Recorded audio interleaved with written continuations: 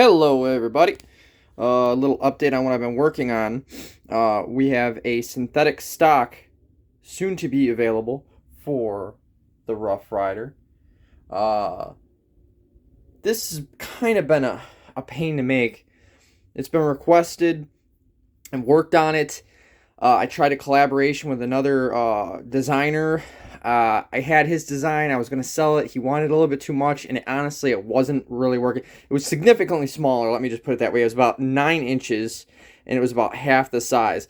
And I didn't really like it. So it was copy my design without copying my design. So it, it was difficult to make a stock that was a stock that wasn't just a blown up version of his stock, and it really didn't even work out. So I I just had to pretty much start from scratch, and it ended up looking almost like his anyway. He had I don't have it with me anymore. I destroyed it, but it was obviously smaller, and it had like just two arches here, and then and it was squared off. I mean, there's not much you can do. You have to square it off. You have to put a recess for the handle. So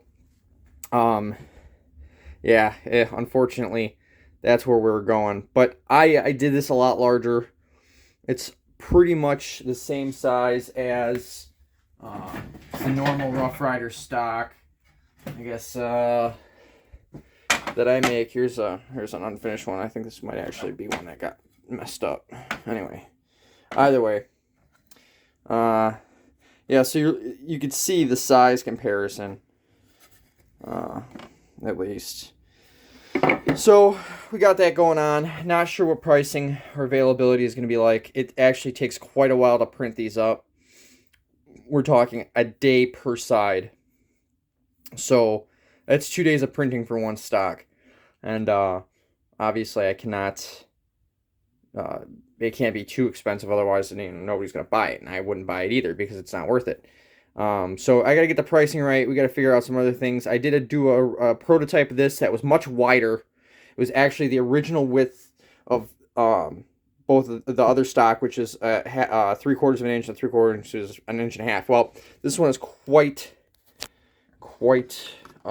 smaller, and it fits a lot better too. So we're looking at I think it's an inch overall depth. I'd have to look, but I know I took quite a bit off of it. Here's just some of the guts and fitment, if I can get it in here. It's not level, but you have indexing pins, and then screw holes. Yeah, so that's that. Nothing too exciting. Figured I'd just show it off because I'm about to show this off. This is now the Barkeep Blaster. This is available on the site. There's a full size and a slim line. I haven't printed up a slim line yet. This is actually a prototype. I had to modify it because it broke off on the bottom. So it will be like this, with this part cut out up to here. Just that part came all the way back here. When I put it on, the angle wasn't right and it snapped. So this being a prototype, it will obviously be printed correctly. You have it is obviously empty. I'm not going to point a loaded firearm at my face, even though it's technically not at my face. You have an ejection hole here. You can kind of see the barrel in there. It doesn't reach all the way towards the end. It does give you some wiggle room in there. And this is for the 3-inch. This is a 3-inch Barkeep. And then there's also one for the 2-inch Barkeep. This was a modified file. Someone had requested it. They ended up not buying it. I don't know, people get busy or whatever. It's no rush. But I was planning on putting something out like this anyway. Liz has been busy designing other things, running her company, and she didn't have time. So I was like, I just had to throw something together.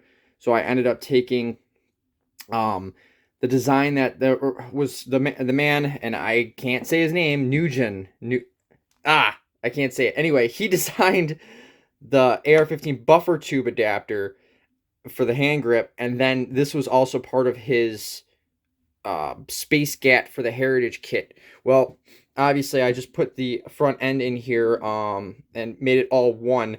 I have one that is actually fully made up, and I'll actually show you that at the end of this video.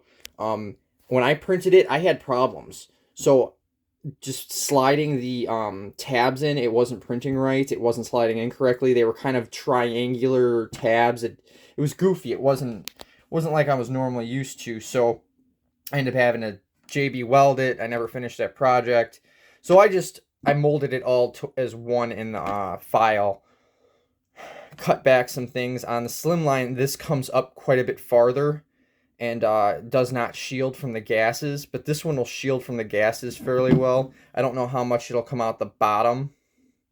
You're probably going to get a little bit of gas out the bottom, just because that's not covered anymore. And I might actually alter that file just to come up over this lip just in case.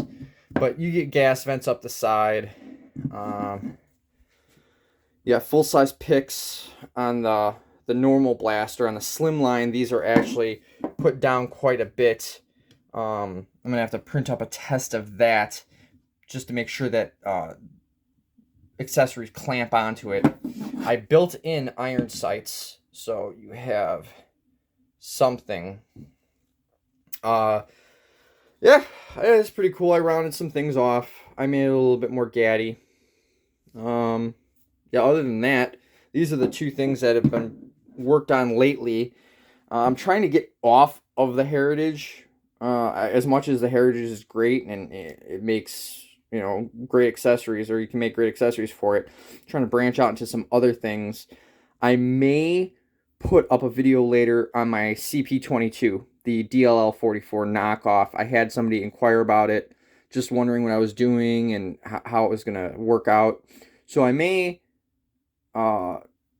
finish that lower receiver, my personal lower receiver, not part of the business, just something I want to show off. I may finish that lower receiver off. It won't be painted. None of it will be painted, so it's going to be pretty rough, but just kind of give you an idea of what I have going on. Because I pretty much have all the parts. It's just getting around to milling the lower receiver. I made it out of an 80% because I didn't want serial numbers. Not so much serial numbers as far as tracking, because I don't ever plan on getting rid of it. But just, I don't like things getting muddied up. You know, you put manufacturer names on their serial numbers. I mean, if it comes down to it, I don't know what this new rule is going to be like in June. If the government's going to be requiring serial numbers on everything, even all 80%ers, even if they've already been made, it might be a different story. I have a manufacturing license, so I'll probably kind of like just put the name and the company name and serial number like on the front magwell of the AR-15 lower. But if I don't have to, I'm not going to. Just because it's a showpiece. It's not really practical. So I might put a video out on that later today. It's really cold in Wisconsin, and I'm looking at like 9 degrees, and my garage isn't heated, and that's where my mill's at. So not interested in really going out in there and freezing my butt off. But other than that, yeah, I don't really have too many projects going on other than these two that are done. I just got a few things in development. I'm gonna try to work on those more. So you're probably not gonna see too much Heritage stuff after this. This is pretty much gonna be the gist of it, unless there's a major update that I need to do. So I do have some plans for other woods, I guess. I got some black walnut. I'm saying there's no other projects, but I guess there is. There's going to be a longer 10-inch handguard, or not handguard, shroud, whatever you want to call it, wood shroud. Black walnut stocks, black walnut. I'm going to try to, I know the inserts are kind of off because they're black inserts on the wood shrouds. And yeah, they don't have black plastic with, you know, white maple.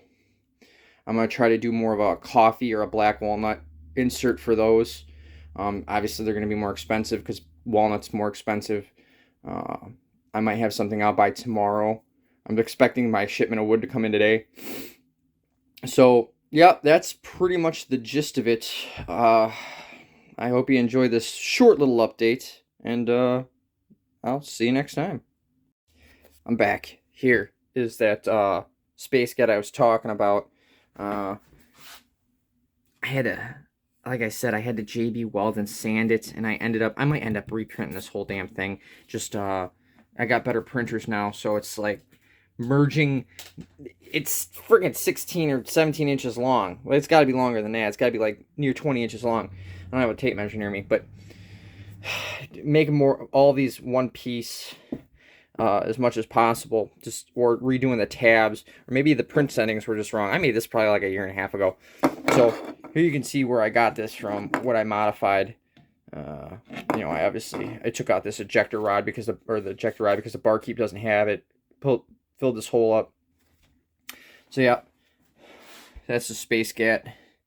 And then I also forgot to mention this is a slip fit, so it doesn't take a barrel band. You just slide it on down there, and it fits tight. All right, that's it. Bye.